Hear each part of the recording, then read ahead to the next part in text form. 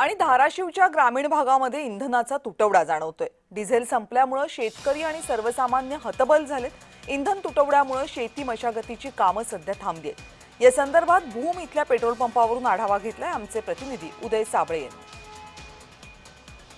धाराशिव जिल्ह्यात डिझेलचा तुटवडा जाणवतो आणि खरं तर शेतकऱ्यांची शेतीची कामं आता तोंडावरती आले, शेती मशागतीची कामं तोंडावरती आलेत। मात्र जे धाराशिव जिल्ह्यातल्या पेट्रोल पंपांवरती जर आपण बघितलं एकीकडे तर सुनसान पेट्रोल पंप दिसत आहेत, कारण इथं डिझेल संपलेलं आहे, पेट्रोल संपलेलं आहे आणि त्याच्यामुळे लोक जे आहेत ते इकडे फिरकत सुद्धा नाहीत। आपण बघू शकतो की जे टेम्पो आहे, जे मोठमोठे अवजड वाहतूक करणारी जी वाहन आहेत ती एका जागी उभा राहिलेली आपल्याला बघायला मिळतात, कारण डिझेल आणि पेट्रोल संपलेलं आहे। एकूणच जर बघितलं तर या परिस्थितीमध्ये शेतकऱ्यांना शेती मशागतीसाठी डिझेल लागते।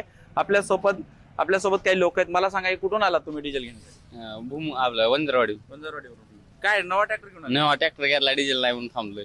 डिझेल नाही, हा, नवीन ट्रॅक्टर घेतला? आता शोरूम मधनं काढलाय आणि शोरूम मधनं फक्त सांगितलं तर पंप पर्यंत जाईल।